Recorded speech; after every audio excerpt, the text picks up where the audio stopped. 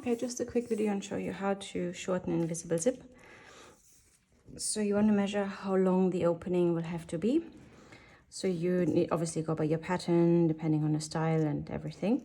As a general rule, you want to go to your hip, which is about 23 centimeters down from the waist to the hip is to be on the safe side. Then obviously it depends on the person you're working for. So if your zip opening is meant to be 23 centimeters, for the invisible zip, we want to add another 3 centimeters in length, okay?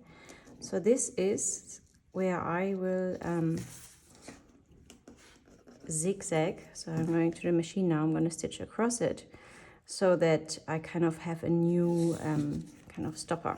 Like we have the plastic bit here, which we're going to cut off. So we're going to cut it off a centimeter below here. So, but first I want to have the stitching here. Okay, so this is what it looks like when it's finished. I just put my stitch onto a zigzag, and then I put a stitch length to 0. 0 meaning it's not moving, right? So it's not going, usually a zigzag goes like this, but because my stitch length is 0, it goes just across. So just a few stitches, maybe 10, something like that. So it's like nice and strong. And now if I open my zip, I cannot open it any further than this. But don't do this at the 23 that you actually need. You need to go lower than that. You can always go longer, but you can't really, like, I'd rather make it too long and then shorten it again than the other way around. Then you can cut it off. You could also bind the edges here, which is quite nice. My whole garment is lined, so I don't need it. And this is how you shorten an invisible zip. So to insert an invisible zip, there are many different ways. I am suggesting this way where you stitch the side, like the position, the seam, where the zip is meant to be closed first, and we'll unpick it later.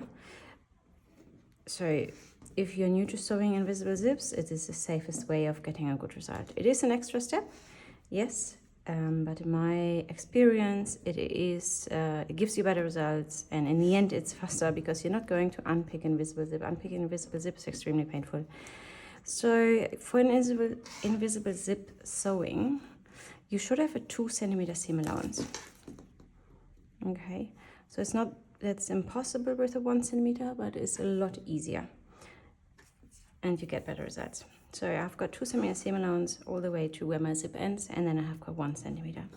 So what I'm going to do next is I'm going to stitch the seam, but as I mentioned, the first part we are going to unpick again. So I am going to stitch only to here with the long stitch or holding stitch or gathering stitch, however you want to call it.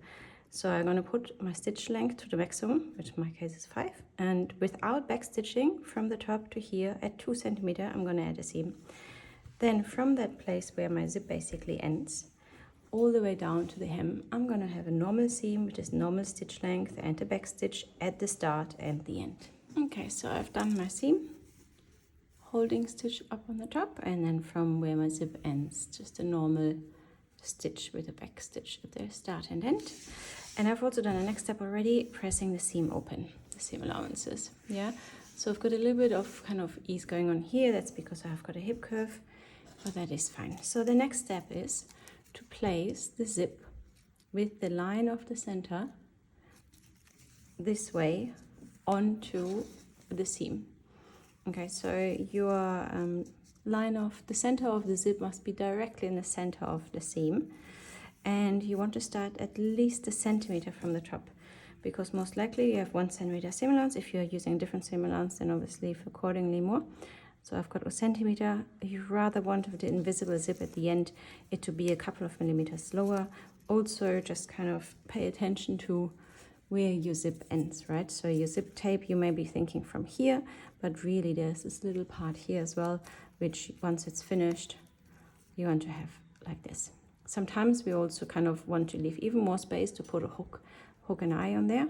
So just basically position it based on your design. But like I said, at least a centimeter, rather a bit more than a little bit too little. So I'm gonna go for 1.2. And then I'm positioning my zip, as I said, in the center.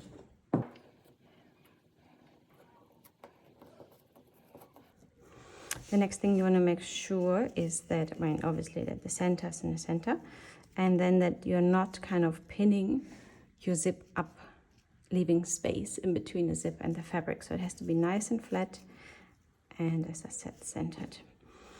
You want to be pinning the seam allowance to the zip tape only.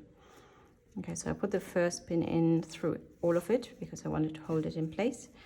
But now as I'm pinning the zip in the center, I'm only pinning the seam allowance to the zip tape.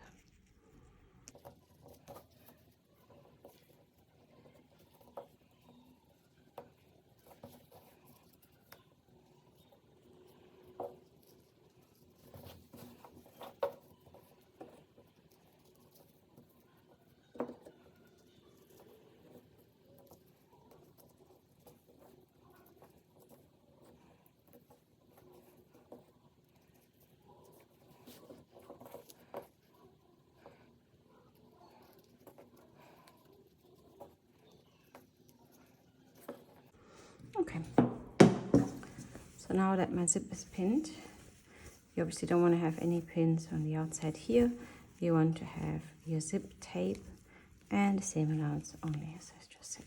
Okay, so next step is what I would do. Again, it's an extra step, but I believe this is for your best outcome. I'm going to stitch the zip tape from the edge of the tape to the seam allowances, just as I pinned it. When we're stitching invisible zip, we need to open it and stitch really close. But to make sure it doesn't move and it's perfectly in the center, I'm going to stitch along the edge of the zip tape. Okay, so I use actually stitch length 4 to do so, or 5, like a holding stitch. It doesn't really matter which stitch length you use, just in case there's a mistake, it's faster to unpick, and it's not a permanent seam. Well, sorry, it will stay there. I don't usually unpick it because it looks neat enough, but it doesn't need to be there. So when I'm sewing this, I'm obviously folding all my fabric to the other side and placing it under the machine in a way that I have nothing in there, just the seam allowance and my zip tape. Yeah, so when I pinned it, I obviously didn't fold all the fabric because I didn't want to move. I want to keep it all in place. And I pinned it like this, but when I'm sewing, moving it all to one side, stitching, moving it all to the other side, and then stitching this side as well. I use a zip foot just to be able to stay away from the zip puller here. Okay, so the next step is actually to unpick our first holding stitch that we did, which in my case is the side seam. It could be the center back, wherever you have your zip.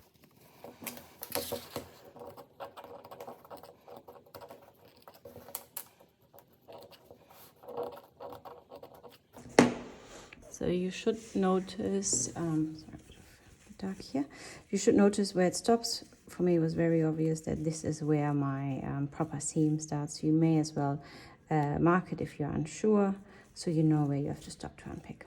Okay, so now you could actually check already, because we've pressed it in place before, how it would look. Where is your zip tape going to sit? Yeah. So if you're checking it in this position and you feel like it doesn't look good, then this is the moment where you unpick it, okay? Because from here, this is exactly how it's gonna go. Your zip should be centered under the seam.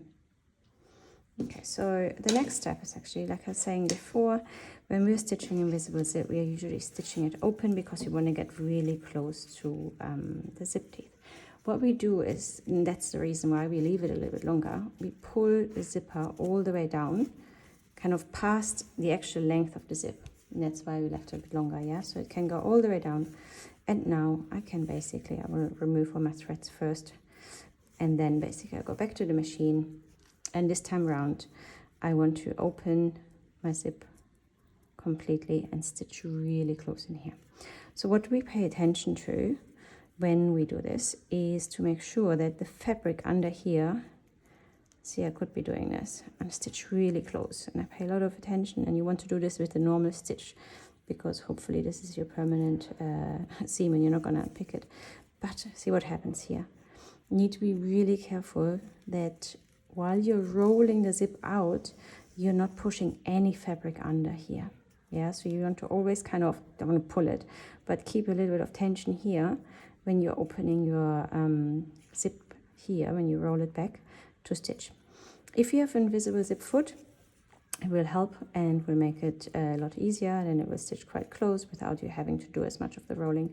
If you have just a normal zip foot, you want to make sure that you roll it out a bit so you can stitch nice and close to the zip teeth.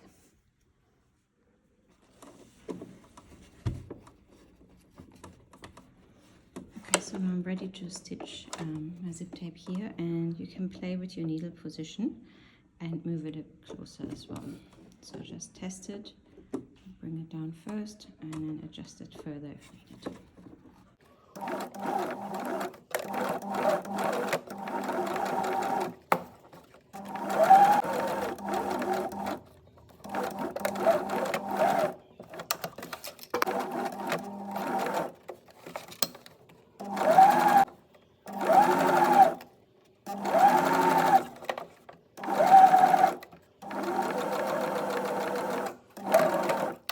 Okay, so the next step would be putting on the facing.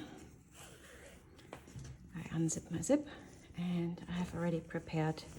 My facing is actually joined with the lining, but if you had just the facing, no lining, it's exactly the same process, just you don't have your lining piece here. Like always, we put right side on right side, meaning I turn this around and I have my seam allowance here and pinning it to my seam allowance here. All your seams should be pressed open beforehand. And I'm matching my notches and my seams and start pinning it together.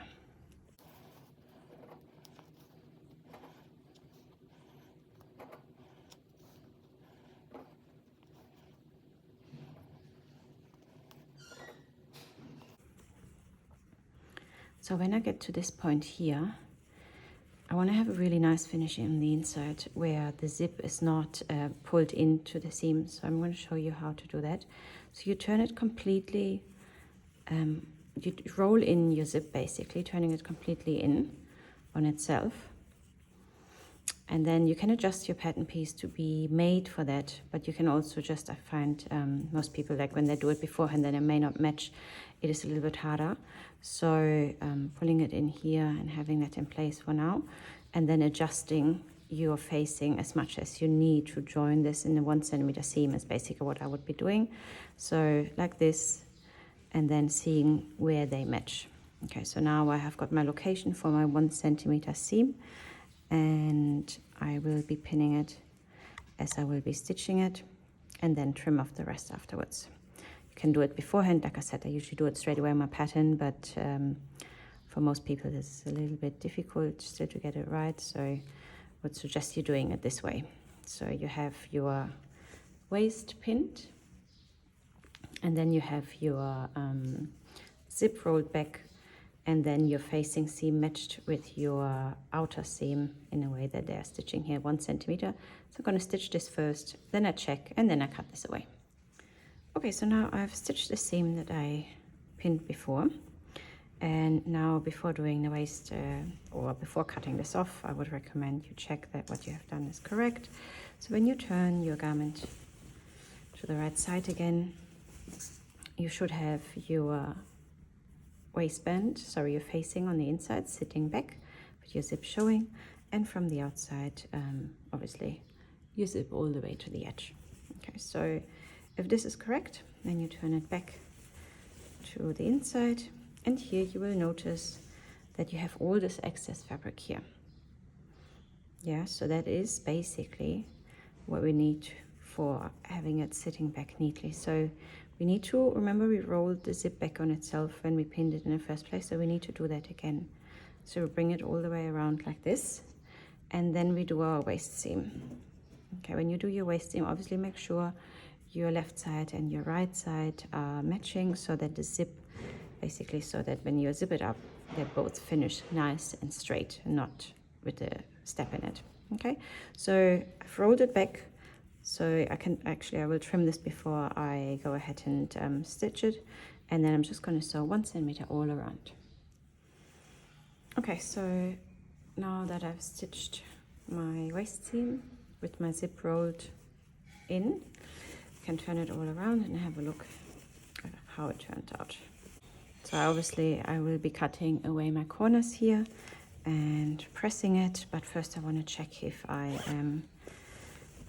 if it looks good. So here is exactly what I meant, what I don't want to have. I don't want to have a step, so it's actually important to check once you're finished. Maybe actually you should be marking it beforehand, which I didn't do this time, so therefore it didn't turn out perfectly. So I will unpick this area and actually make it longer, so I can actually also attach a little hook and eye here, which is nice to have on a skirt, on a side seam. So I will let this out a little bit higher and stitch here.